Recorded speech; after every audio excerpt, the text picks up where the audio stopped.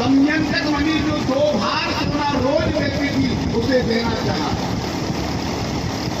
मेरे गोविंद का सतराजे, अगर तुझे तेरे मान की रक्षा के लिए अपनी बेटी का विवाह मेरे साथ करना पड़ रहा है तो मैं सहर्ष स्वीकार करता हूँ, पर ये दहेज में अगर तू मणि देगा तो मैं तेरी बेटी और तेरी मणि दोनों को ठुकराता हूँ। मैं कोई दहेज के लिए तेरी बेटी के साथ में शादी नहीं करना चाहता।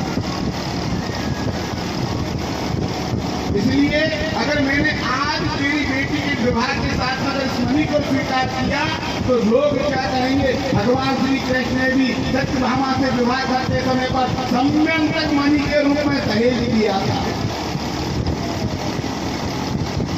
गोविंद ने मणि को ठुकरा दिया।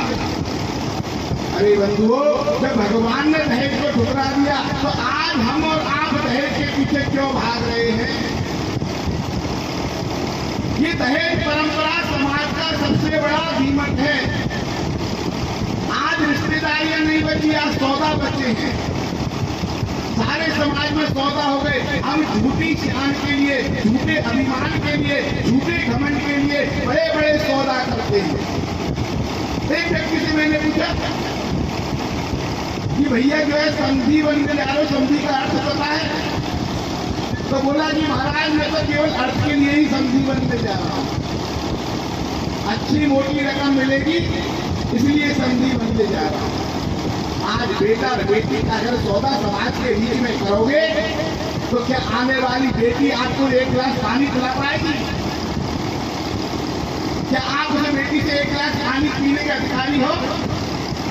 क्या घर से कह सकते हो बहू 1 गिलास पानी लेके आ? अगर आपने कोशिश भी की तो अंदर से आवाज आएगी, बाबा जी, बाबूजी 30 लाख मुंह मांगे देकर के आयु, बहू घर की नौकरानी नहीं, उठ के पी लो। अगर जीवन में सुख चाहते हो, परिवारों में समृद्धि चाहते हो, बेटा बहू के साथ में जीना चाहते हो तो संकल्प लो कि आज से बिना दहेज के हम अपने बच्चों की शादी करेंगे। और जो दहेज मांगेगा उसके घर में पानी तक नहीं पिएंगे, बेटी देना तो दूर की बात। और यही संकल्प लेना है कि जो पैसा की बात करके अपनी बेटी हमको देगा, हम उस बेटी को स्वीकार नहीं करेंगे। ये दहेज के कारण आज घर उजड़ रहे हैं, इस दहेज के कारण आज परिवार उजड़ रहे हैं, इस दहेज के कारण आज आत्महत्या कर रहे हैं लोग, इस दहेज के कारण एक पूरा पिता कर्ज से मुक्त नहीं हो पा रहा, इस दहेज के कारण एक घर की रोटी तक नहीं बन पाती। आप बहू लेने गए हो या अपने बेटा को बेचने के लिए गए हो?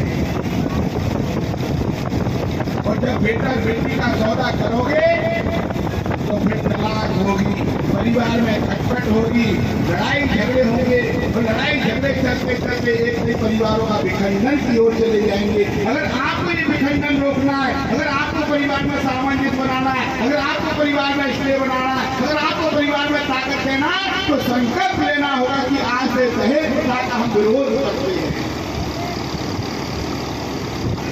दहेज जीवन की सबसे बड़ी जड़ है जो अंदर ही अंदर परिवारों को खोखला कर रही है।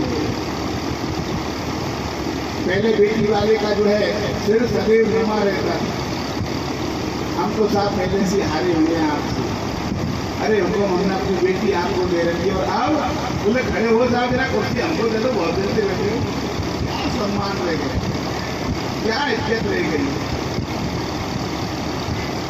बेटी वाले का सर पहले समझी के आगे उसका नहीं था और अब सौदा हुआ है, समझी काम से बचे। समान विचारधाराओं से जो बन जाए, जिसकी एक जैसी विचारधारा हो जाए तो समझी है। और जो सौदा करे, जो लेन देन की बात करे वो सौदागर है। आपको करना है कि आपको सौदागर बन करके जो है अपने बेटा का विवाह करना है या समधी बन करके बेटा का विवाह करना है। भगवान ने कहा कि सत्याजी केवल हम आपकी जो है बहन को स्वीकार करते हैं, आपकी ये मनी आपके पास में रखियो, हमें आप ये दहेज ना चाहिए। भगवान का तीसरा विवाह सत्यभामा जी